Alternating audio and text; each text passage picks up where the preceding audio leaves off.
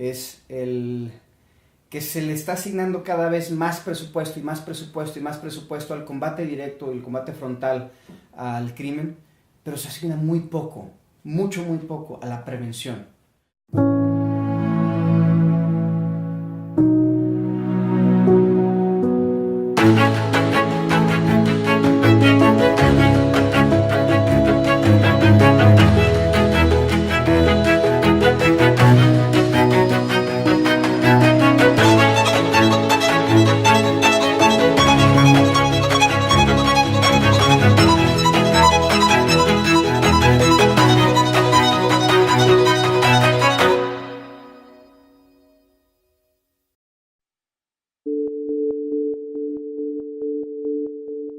Según el INEGI, 79% de los encuestados en Monterrey se sienten inseguros en su localidad. A nivel nacional, el 25% de las personas tienen la expectativa de que la situación de inseguridad empeorará. Solo el 30% de la población considera que la seguridad mejorará con el paso del tiempo. Según el semáforo delictivo de Nuevo León, Monterrey y San Pedro se mantienen en foco rojo en homicidios y secuestro.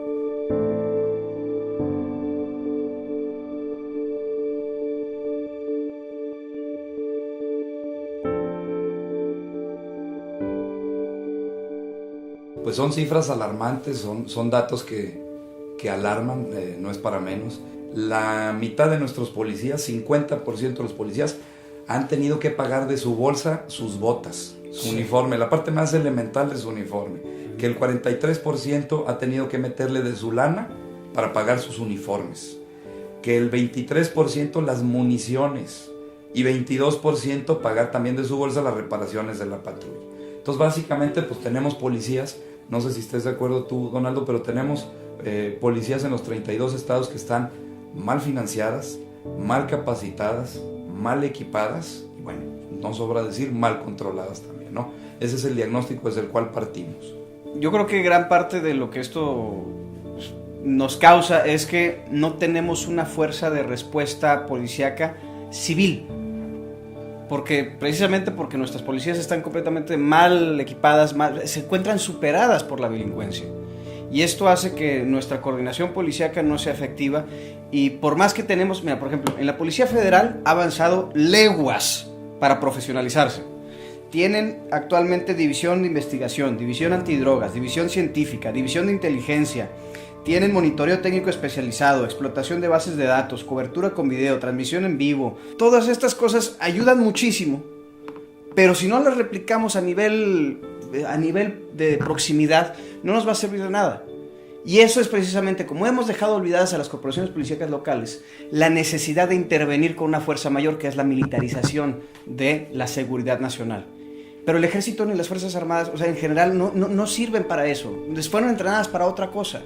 Y ahí es donde precisamente se ha violentado muchísimo más el ambiente de la seguridad en el país. No todas las policías son iguales, no todas las corporaciones policíacas que tenemos en este país, las 32, son iguales y a veces queremos aplicar una solución uniforme para las 32. Eso no funciona.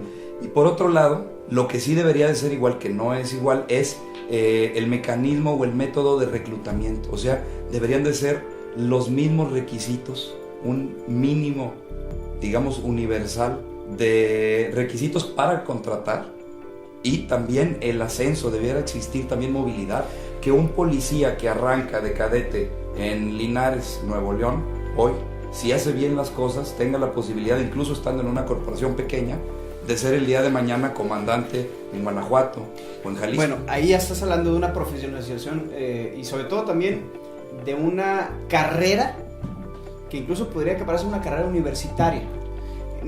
Hay muchas otras partes del mundo. Mira, estaba viendo el otro día el ejemplo de Colombia. Tiene una universidad policíaca en donde las materias son equiparables a un college degree. Ándale.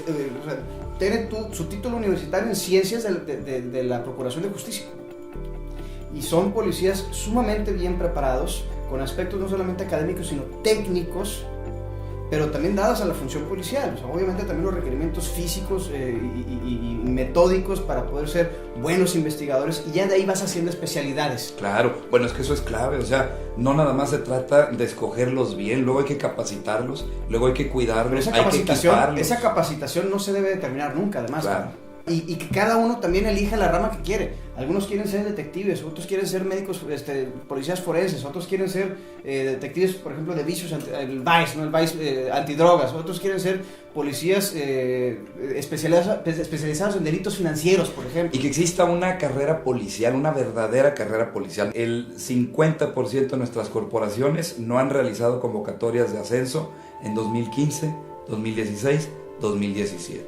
O sea, estamos hablando de que el policía promedio gana menos de 15,000 pesos mensuales. No escoge cómo especializarse y además no tiene a dónde irse, no tiene a dónde crecer. Es nuestra primer línea de defensa. Nuestra primera línea de defensa para garantizar la seguridad más próxima de nuestros barrios, de nuestras familias, de nuestras colonias. Ya no estoy hablando ni siquiera a nivel macro, a nivel micro. Les estamos pidiendo que arriesguen lo más valioso, que es su seguridad, su integridad física y muchas veces incluso las de su propia familia. Y así es como los tratamos. Claro, les pedimos que nos cuiden en lo que más nos importa y nosotros a ellos no nos cuidamos. Eso está mal. Es increíble, pero es cierto, ¿no? Hay que comenzar por ahí, habría que comenzar por ahí, a partir del diagnóstico empezar a atender todas estas cuestiones. Ahora, eso, digamos que la desigualdad en el trato al que se le da a las policías versus el trato que esperamos de ellas, sí ha generado un gran caos al interior de muchas fuerzas policiales. Y tenemos amigos en común, que tú sabes muy bien, en seguridad pública, que de viva voz me dicen, es que no es que las policías en sí, incluso hablando de la Policía Federal, sí. No es que las corporaciones policíacas estén mal, porque todo el mundo piensa que su propia corporación tiene todo bajo control. Dicen, los índices de corrupción al interior de muchas fuerzas policíacas a nivel estatal, algunas a nivel federal, están impresionantes. O sea, es mucho más de lo que mucha gente se quiere dar cuenta. Y eso yo creo que es también una arista muy muy fuerte que habrá que atacar, porque no es nada más tener mejor capacitación, más salario, más preparación. Eso obviamente ya sabemos es necesario, eso está sobre la mesa y indiscutible. Pero el combatir esa podredumbre que se vive a nivel interior en la policía municipal, la policía estatal, policía federal, incluso en las Fuerzas Armadas, que no sabes muchas veces dónde empieza y dónde termina, va a ser una pieza clave si queremos que también este tipo de modelo nuevo policíaco prospere. Es cierto, hay que ponerle atención a quién escoges para cumplir esa función, ¿no? ¿Cuáles son los requisitos? Luego, ¿cómo lo entrenas? ¿Cómo lo capacitas? Y luego, ¿cómo lo equipas? Hablábamos hace ratito en las cifras del comienzo, policías que pagan por las balas que van a disparar, que pagan por las botas que se ponen para hacer su trabajo, porque ganan menos de 15,000 pesos mensuales, ¿no? Y esa es la gente que esperamos que enfrente hoy a los grupos del crimen organizado. Que tienen todos los recursos del mundo, todos además. Los recursos del mundo, ¿no? La estrategia muchas veces del ataque frontal hacia el crimen, no solamente sabemos que no ha funcionado, ha hecho que resurja y resurja y resurja, a veces hasta en mayores cantidades. Y algo muy importante, y con esto quizás pudiéramos cerrar la charla de hoy, es el que se le está asignando cada vez más presupuesto y más presupuesto y más presupuesto al combate directo y el combate frontal al crimen, pero se asigna muy poco, mucho muy poco a la prevención. Es precisamente la formación humana, la generación de oportunidades, la recomposición del tejido social más allá de la policía, que es la prevención del delito desde su más, digamos, básica génesis, que es el que la gente no se vea tan desesperada, carnal, para que tenga que tomar esa decisión desafortunada y desatinada, a veces por la desesperación misma de no tener cómo mantener a su familia, de tener que delinquir. De acuerdo, en todo el mundo hay crimen, en todo el mundo hay crimen organizado incluso.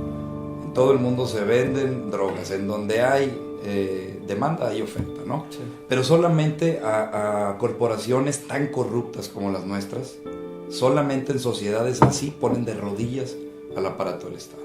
Solamente en lugares en donde la corrupción ha permeado a los niveles en los que lo ha hecho en México, como sucedió en Colombia hace no tantos años, tienen el problema tan grave que tenemos en este momento nosotros, ¿no? Entonces, por supuesto, tiene que ver también con la recomposición y la reconstrucción del tejido social, claro.